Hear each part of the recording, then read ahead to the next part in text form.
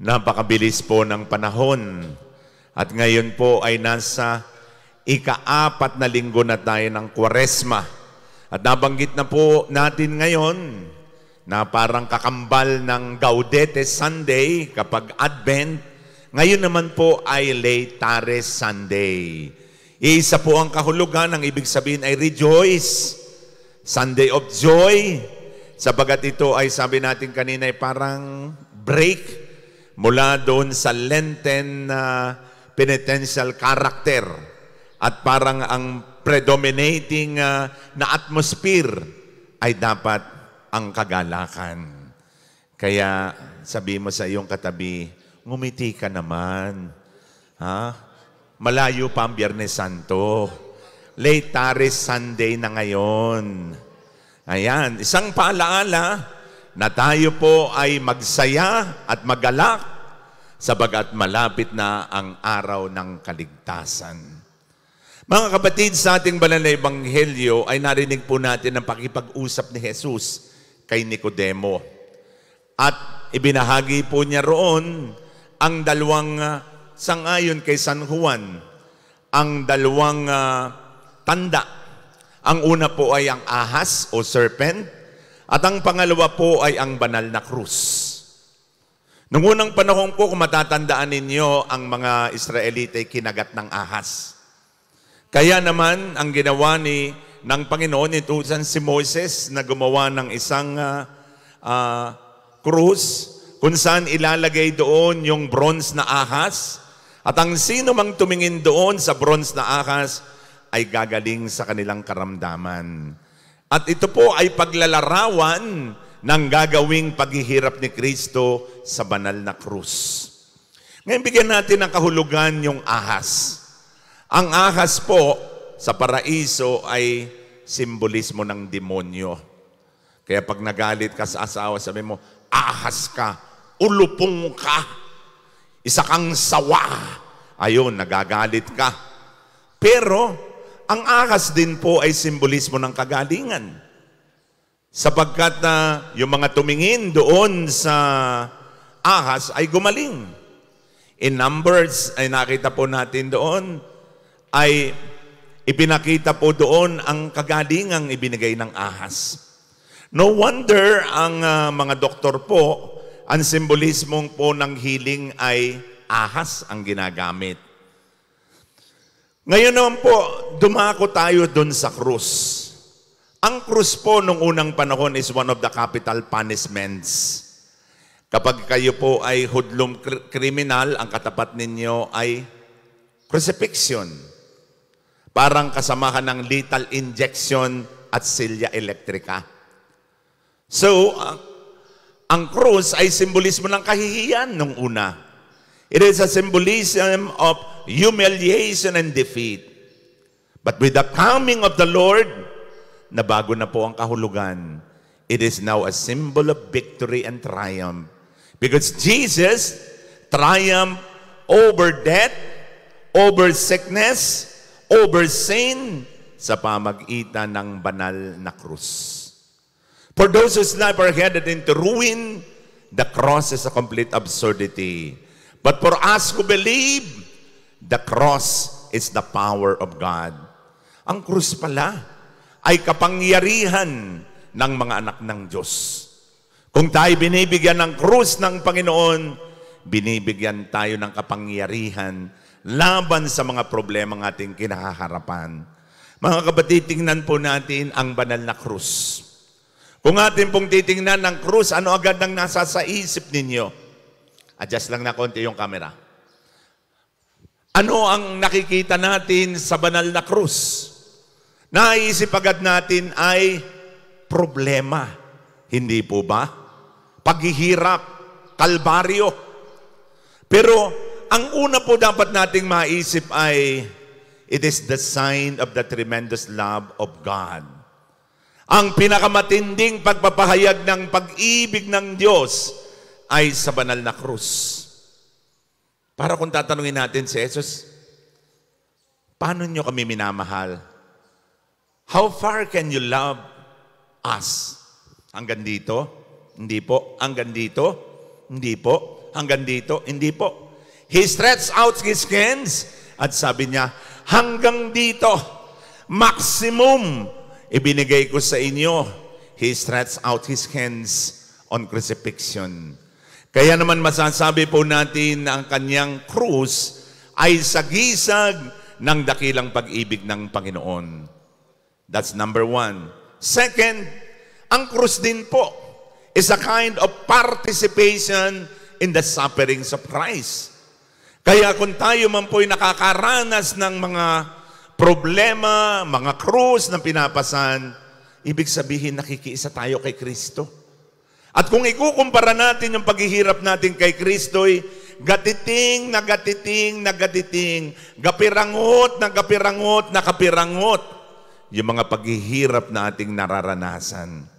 Pangatlo, sufferings, kung atin pong bibigyan ng kahulugan sa mathematical function, ay hindi po isang minus sign. It is a plus sign. So when you're given cross, you are given plus, plus, plus, plus, plus sign. At ang mga krus na ito in the form of sufferings, in the form of sickness, in the form of brokenness, binibigyan ka ng Panginoon ng plus, plus, plus, plus sign sa kaharian ng langit. Naalala po niyo si Santa Teresa na nag-complain sa Panginoon, aba, grabe naman kayong magmahal. Sabi ng Panginoon, that's how I treat my friends. Kaya naman po pala kunti lang yung kaibigan ninyo, pinaghihirapan nyo. At ang sagot ng Panginoon, don't you know, Saint Therese, sufferings are my kisses. Yan ang aking kiss. Kaya siguro sabi ni Saint Therese, aba, don't kiss me too much. You're kissing me whole body. Buong pagkatao ko, buong katawan ko, hinahalikan mo ng paghihirap. Pero brothers and sisters, the moment that you are suffering, you are experiencing pain, just remember, Jesus is kissing you. Pangapat, pwede nating sabihin na ang krus ay isang pagdadalisay. It is a purification process.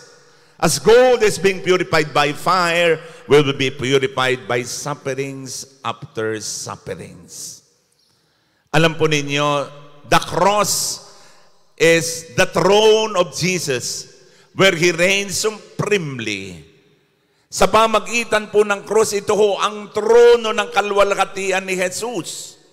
Kung kaya nga, ang pagkabuhay ng Panginoon, the Easter season, it starts already on the cross. Nagsisimula na po ang pagdadagumpay ni Kristo doon sa banal na krus. Kung kaya, it's no longer a symbol of defeat. It's no longer a symbol of humiliation. It is a symbol of victory, of triumph. Ang krus ay tanda ng kaligtasan. By His wounds we are healed. By the Holy Cross you have redeemed the world. Ang krus ay daan ng kalwalhatian. It is a pledge of future glory. Ang puhunan natin para makamtan natin ang langit, walang iba kundi ang krus. Ang krus ang magdadala sa atin sa kaligtasan. Ang krus ang magdadala sa atin sa kalwalhatian. Ang krus ang magdadala sa atin sa tagumpay. Ang krus ang magdadala sa atin sa buhay na walang hanggan. So don't be afraid of the cross. Because that is the special possession of the Lord. Kung meron kayong dinadalang mga krus ngayon, matuwa ka. Because the Lord is giving you His special possession, no less than the cross. Mga kapatid, sa ating pong pagdiriwang ng Santa Misa, ngayong araw na ito, sa ika-4 na linggo ng Kwaresma, 3 bagay ang gustong ibigay sa atin ni San Juan. Una po ay ang pagninilay po natin sa buhay na walang hanggan, eternal life, ang pananampalataya, at ito pong salitang lifting up o pagluluklok o pagtataas. So when you talk about lifting up, it is a successive, continuous action of lifting up. First meaning of lifting up is Jesus was lifted up on the cross. Siya ay itinanghal sa krus. At pangalawa, He was raised up from the dead. Mula po doon sa krus, mula po sa kanyang kamatayan, siya po itinaas at binigyan ng panibagong buhay. And then the third meaning of lifting up is He was lifted up to heaven. Siya po ay tinanghal ng Diyos Ama sa kalwalhatian. He was exalted. So masasabi natin, the moment of crucifixion is the moment of exaltation. Sa panahong tayo'y nakikirapan, ay sa panahong tayo'y binibigyan ng kalwalhatian. Sa panahong tayo'y pinapako sa krus, sa panahong tayo ay binibigyan niya ng kagalakan sa buhay na walang hanggan. Sa pamagitan po ng mga Biyernes Santo ng ating nararanasan, yan po ang ating tungtungan. Yan po ang ating hakbang. Yan po ang ating turning point para maranasan natin ang ningning ng muling pagkabuhay. Kaya napakaganda po pala ng salitang lifting up. The moment of problems are moments of graces. Kailan tayo higit ng pinagpapala? Sa panahong tayo may problema. Sa panahong tayo ay may pandemya, sangkatutak ang mga biyayang ating tatanggapin pagdating ng araw. Pangalawa pong refleksyon ni San Juan ay tungkol sa salitang manampalataya. Believe. This is what we need at this point in time. Sa panahon po tayo sinusubukan at dinadalisay ng Panginoon, kailangan tayo'y manampalataya. Faith is believing although we do not see. Yes, we do not see air, but we feel the air. Same way, we do not see God, but we feel God in our life. Mga kapatid, faith is a complete assurance of the things that we hope for and the certainty of the things that we do not see. Hindi natin nakikita, pero naniniwala tayo.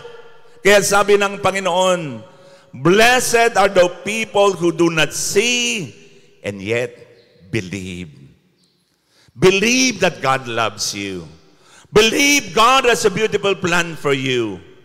Maniwala kang merong magandang plano ang Diyos sa atin at maniwala kang hindi ka pababayaan ng Diyos. This is what we need at this point in time. Mahal tayo ng Diyos at ang kanyang pag-ibig ay sapat na para tayo magtagumpay.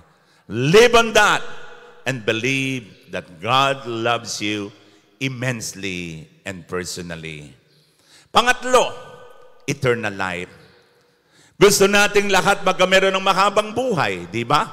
Sino po sa inyong gustong humaba ang buhay? Taas ang kamay. Ayan, marami. Mga 150 o mga 200. Parang bulukan na noon. Ano? Pero gusto natin ang mahabang buhay. But the Lord is not just promising long life. He is promising eternal life.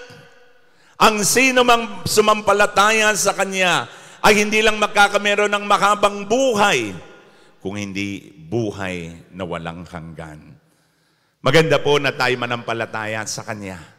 Lahat po tayo gustong humaba ang buhay. Meron tayong kinatatakutan. Number 1, ayaw nating tumaba. Kaya tayo'y nagda-diet, cleansing diet, protein diet, before 6 diet, iba-ibang ginagawa. Intermittent fasting na ginagawa ko. Pero ngayon, namamagod na ako, nag-cheat day na ako, katulad ngayon, nag-breakfast ako ngayon ng tuyo. Pero, sa ordinary day po, hindi po ako kumakain ng 16 hours. At ang kain ko po ay 1:00 o 12:00 ang huling kain ko'y alas 8 ng gabi. 2 beses lang po akong kumakain. At yon, dahil ayaw kong tumaba. Marami po sa atin, hindi lang ayaw tumaba, ayaw tumanda. Kaya kapag ang buhok ay namumuti na, ay gagawing burgundy yan. Pupunta ng parlor yan. At gagawing wine rose. At blondie. Ayan, si Lola, blondie ang buhok. And then, gayon din po, ayaw nating madedo. Abay, sino ba naman ang gustong mamatay? Gusto nating humaba ang buhay. Kaya lahat po ay gagawin po natin. Mga kaibigan, sa ating pagninilay po, siguro po, kung madidiscover ang isang vaccine na magpapabata, magpapagwapo, magpapaganda, at ang kutis natin babalik na parang kutis porselana, at ang tuhod natin ay titibay muli, at mananariwa ang ganda, palagay ko po'y magkakagulo tayo. Bibili tayo ng vaccine na yon kahit salary deduction. Pero mga kapatid, na-discover na po ang magpapabata, ang magbibigay ng lakas, ang magpapanauli ng kagwapuhan. Na-discover na po, walang iba kundi ang banal na Eucharistia. The more we receive the Eucharist, the more we receive the body of the Lord, we become younger and younger and younger. Kaya sabi nila, Father, ilang taon na po kayo? Hulaan mo. Father, mga around 45. Wow, thank you very much. At sabi ko, 56 na po ako. Yung tatay ko po ay namatay 57, ni 1 taon na lang po ako. Sabi ko sa kanya, sabi niya, Father, napakabata po niyong tingnan. At ano po ba ang inyong sekreto? Isa lang po. I enjoy whatever I do. I enjoy my life to the max. If I celebrate the Mass, I celebrate it 100%. Kahit na masama ang pakiramdam ko, kahit naghihilo ako, kahit nabebertigo ako, I give my all. And I enjoy every moment of my life. And then, I surrender everything to the Lord. Maraming bayaran sa groto, may mga dumating na mga materyales na hindi naman in order, biglang dumating. Abay, malaking pilay, babayaran. Walang pampasweldo. Tinutulugan ko po lahat yan. Sapagat I just allow my God to be my God. Total abandonment to the Lord. At yun po ang nadiscover ko, na kapag tayo ay ganap ang pananampalataya sa Diyos, hindi po tayo tatalunin ng mga problema. Mga kapatid, lahat po tayo may pinagdadaan ng krus. Lahat po tayo mayroong Garden of Gethsemane. Pero paano po natin ito haharapin? Ng may pag-ibig, ng may pananampalataya. The cross is not a symbol of defeat and humiliation. It is a symbol now of victory and triumph.